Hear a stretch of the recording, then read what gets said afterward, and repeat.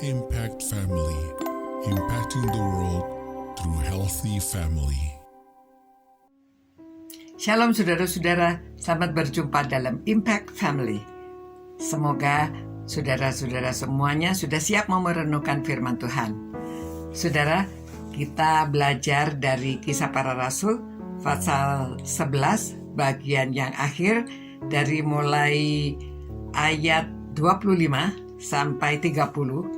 Ini menceritakan bahwa Barnabas setelah dia di Korintus ada banyak orang yang percaya, dia merasa dia perlu mengajak Saulus untuk datang dan mengajarkan firman Tuhan. Ya, Saulus ini memang latar belakangnya seorang Farisi, seorang yang sudah mendalam tentang agama, tentang firman Tuhan. Oleh sebab itu, pengalaman dia dengan Tuhan Yesus juga yang luar biasa, maka Barnabas mengajak dia untuk mengajar di Korintus. Mereka tinggal di Korintus selama 1 tahun. Nah, pada waktu itu datanglah nabi dari Yerusalem ke Antioquia, dan seorang yang bernama Agabus, dia bangkit dan oleh kuasa Roh Kudus ia mengatakan bahwa seluruh dunia akan ditimpa bahaya kelaparan yang besar. Ya, hal itu terjadi pada zaman Claudius. Lalu murid-murid memutuskan untuk mengumpulkan suatu sumbangan sesuai dengan kemampuan mereka masing-masing dan mengirimkannya kepada saudara-saudara yang diam di Yudea. Hal itu mereka lakukan juga, dan mereka mengirimkan kepada penatua-penatua dengan perantaraan Barnabas dan Saulus. Lalu Barnabas dan Saulus dikirim. Nah, saudara, kita lihat pada waktu kita merenungkan firman Tuhan ini ya, orang-orang ini belum lama menjadi orang Kristen, tetapi mereka pada waktu tahu bahwa ada kelaparan besar yang terjadi, mereka juga tidak menutup mata.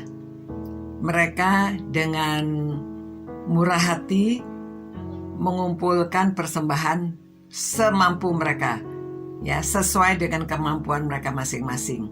Dikirim ke Yudea, ya, ke Yerusalem. Jadi Barnabas dan Saulus dikirim ke sana menjadi utusan untuk membawa persembahan. Saudara, yang pada waktu kita merenungkan ini, cerita yang terjadi pada waktu abad pertama, kita apalagi sudah menjadi orang Kristen yang lama ya. Jadi kita juga seharusnya peka terhadap kebutuhan orang lain. Kadang-kadang ada musibah, kadang-kadang ada orang sakit yang keadaannya kesulitan keuangan, kadang-kadang ada pekerjaan-pekerjaan Tuhan di daerah-daerah yang kesulitan. Musim pandemi ini juga banyak orang yang mempunyai kebutuhan tertentu. Mari saudara, kita sebagai tubuh Kristus, kita akan peka terhadap kebutuhan orang lain. Kadang-kadang kita juga harus mengumpulkan sesuai dengan kemampuan kita, mengumpulkan uang dan kita kirimkan kepada daerah-daerah atau keluarga-keluarga yang membutuhkan. Ya, itu adalah dampak dari orang yang percaya pada Tuhan. Ini bukan jalan keselamatan. Tetapi kalau orang sudah diselamatkan, sudah menerima kasih karunia dari Tuhan, hati kita juga harusnya penuh dengan cinta kasih. Kita bisa iba terhadap orang lain. Seperti Tuhan Yesus ya, ada compassion, ada hati yang